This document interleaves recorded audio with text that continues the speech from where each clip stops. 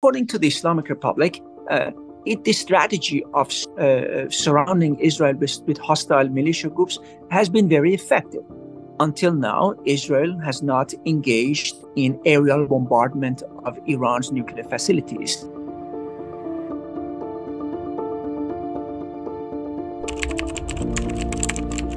We do not know if the Islamic Republic instigated the war in Gaza, but we know so much that the Islamic Republic has provided material support to Hamas for some years.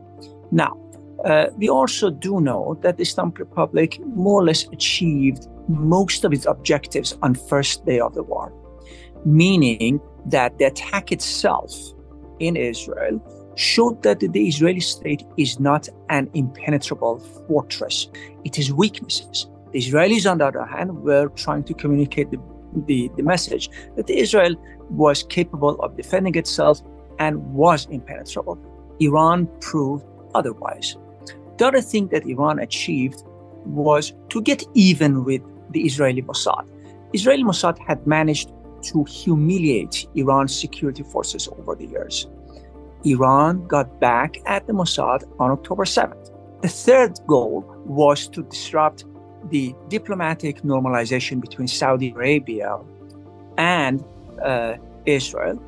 And it is something that the Islamic Republic is also taking advantage of.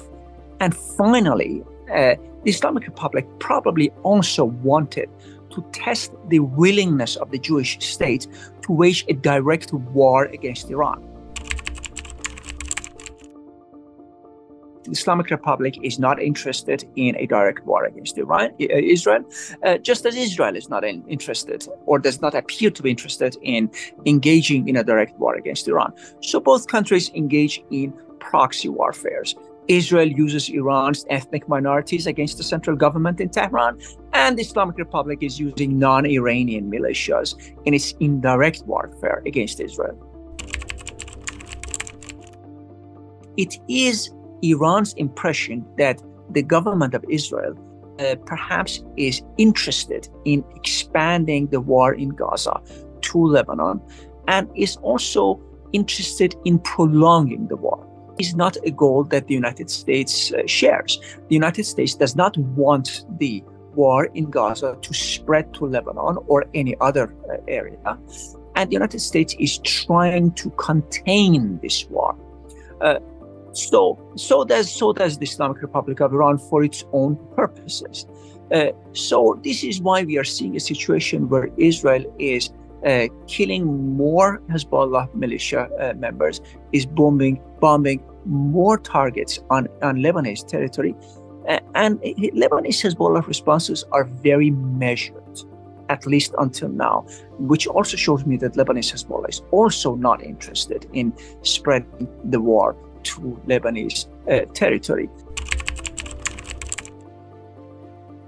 The Islamic Republic is harboring nuclear ambitions in order to counter Israel's nuclear weapon. Israel, on the other hand, is interested in preserving its monopoly over nuclear weapons in the Middle East region. This is why we have a conflict between two states, one nuclear power and one aspiring nuclear power. Now, in order to protect itself against potential Israeli bombardments of Iran's nuclear facilities, Iran is trying to surround Israel with different militia groups, hostile militia groups, which can be used to deter Israel from attacking Iran. It's particularly true of the Lebanese Hezbollah militia and its arsenal of missiles.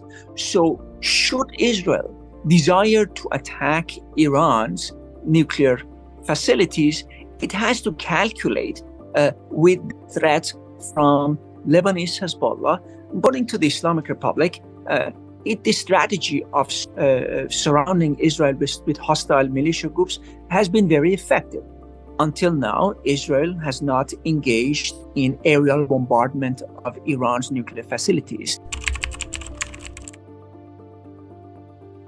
The Quds force of the Islamic Revolutionary Guard Corps and its chief commander, Brigadier General Ghani, They are interested in maintaining pressure against Israel and the United States, but at the same time avoid provoking either Israel or the United States to start an all-out war against Iran, which would be very costly from an Iranian perspective.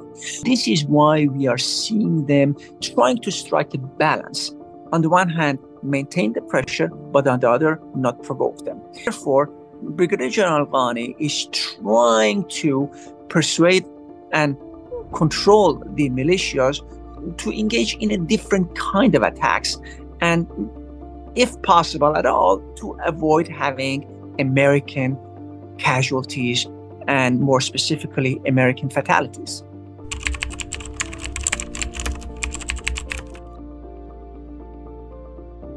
In the Islamic Republic, the parliament does not play any significant role in strategic decision-making.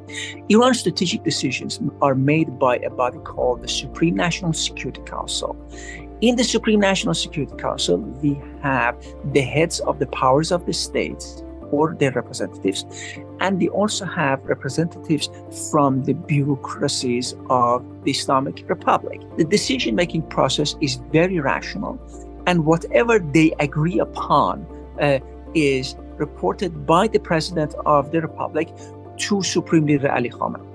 Supreme Leader Ayatollah Khamenei does never impose his own will on the Supreme National Security Council, for the simple reason that she knows that they, in a group, make better decisions, and also because he does not want to be held responsible should something go wrong. So I'm not expecting any significant change in Iran's strategic decision-making and behavior abroad because of or as a result of the recent parliamentary elections in Iran.